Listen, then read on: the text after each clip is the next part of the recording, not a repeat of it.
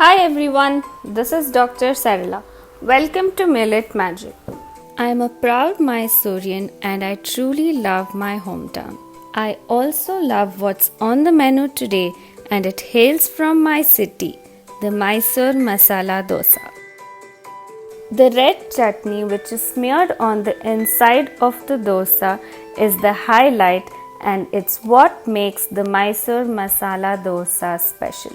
So today I will be telling you how to make a perfect Mysore Masala Dosa using millets. So first, to make the dosa batter, you will need 2 cups of either foxtail millet or brown top millet. Usually in most recipes I would say you could use any other millet as well. But for making masala dosa, I would suggest either foxtail millet or brown top millet since they yield a crisp dosa.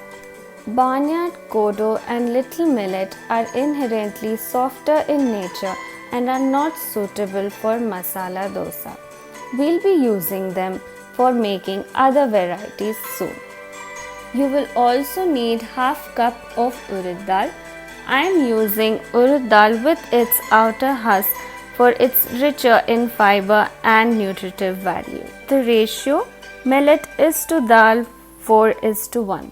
Let me stress again that we do not require too much protein, meaning we need to use less dal. Too much protein can be an excessive load on your kidneys and cause your uric acid levels to raise. It can also lead to gas trouble and be an aggravating factor for joint pains. I've often seen people increasing the proportion of dal to make the idli or dosa softer, but this is not required. Instead, a better option would be to use millet poha for this purpose. We intend for the masala dosa to be crisp but not hard.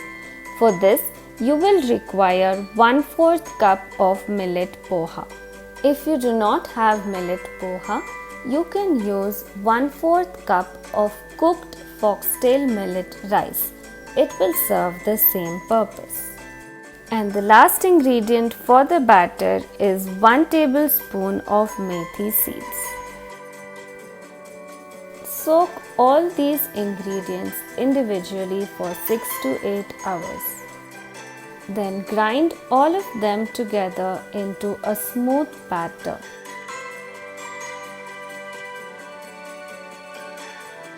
Allow the batter to ferment overnight or again for 6 to 8 hours depending on the temperature. If it's very cold outside, you will need to keep it in a warm place. You should be able to see the batter raise as you can see here. Next, to make the red chutney which is smeared inside the Mysore Masala Dosa. The ingredients you'll need for this are 10 to 12 red chilies soaked for 15 to 20 minutes in hot water, around 25 cloves of garlic, 1 teaspoon of jeera, 1 tablespoon of chana dal and half an onion cut into small pieces. And of course, first dry roast the chana dal until it turns light brown.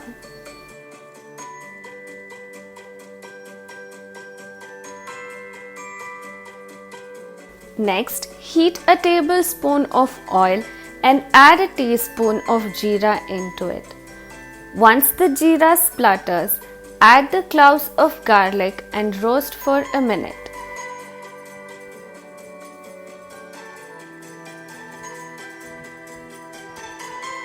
Then add the soaked red chilies and roast for another 2 minutes. Some people use raw ingredients, but I prefer to roast them a little before using them to make the chutney. Now grind the roasted chana dal, the cut onion and the other roasted ingredients along with some salt. Add as little water as possible and keep the chutney a little coarse. Do not overgrind it. Moving on to the next element of the dish, the aloo sabzi. For this, you will require half a teaspoon of mustard seeds, 1 teaspoon of urad dal, 1 teaspoon of chana dal, half a teaspoon of turmeric, 8 to 10 green chilies cut into small pieces, 10 to 12 curry leaves, a bunch of fresh coriander, 6 big onions cut into thin long slices,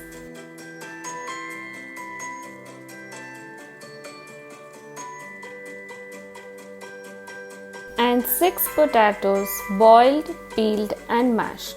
The aloo sabzi tastes better when you use an equal number of onions and potatoes. Don't make them too mushy. Retaining a few chunks will do. Traditionally, the masala dosa has an aloo sabzi inside, but in an attempt to use a broader range of vegetables, since eating more variety means eating healthier, I sometimes replace the aloo sabzi with a raw banana sabzi, and I can assure you that it tastes equally good. To cook the raw banana, make a slit using a knife through its peel. Add 1 cup of water and 2 tablespoons of curd. The sourness from the curd ensures that the stickiness from the raw banana is removed. Then pressure cook it for 6 to 8 whistles, and then the skin easily separates. Mash it and follow the same steps to make the sabzi. Heat 2 tablespoons of oil in a pan. Add half a teaspoon of mustard seeds and allow them to splutter.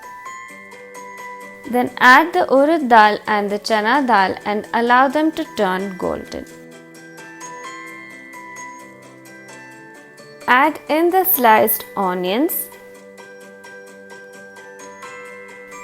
the curry leaves and the chopped green chilies.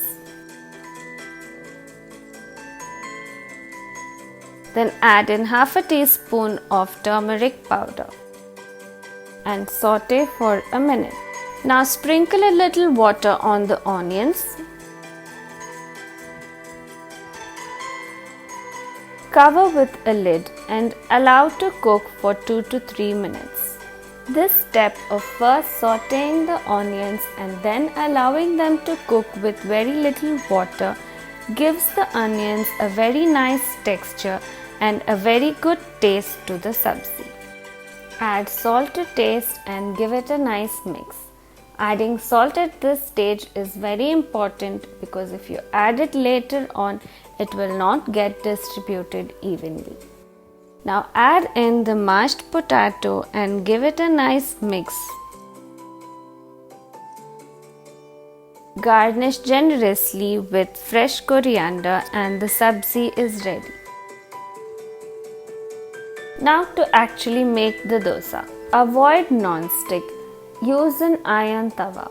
Heat the tawa well to an extent that when you sprinkle water, it immediately evaporates. Sprinkle water on the tawa between each dosa. This helps to bring down the temperature a little bit so that the batter when poured doesn't immediately stick and gives you time to spread it out evenly. Smear the tawa with a cut onion. The onion juice helps to season the tawa and ensures that the dosa does not stick.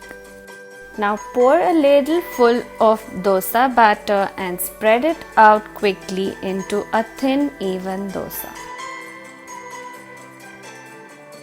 Spread a teaspoon of oil over it and cover it with a lid and allow it to cook for a minute or until the undersurface turns golden brown. This duration depends on how thick your tawa is. Use a medium to high flame. Flip the dosa to the other side for about 30 seconds.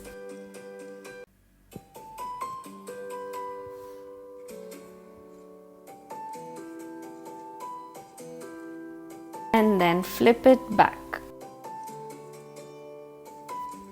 Smear a little bit of butter on the surface of the dosa and then about half a teaspoon of the red garlic chutney. Use your fingers for best results. Place a serving of the aloo sabzi at the center of the dosa and fold it from both the sides. Transfer it onto a plate and top it with a dollop of butter. Serve it with coconut chutney. Don't keep count of the dosas when you're eating.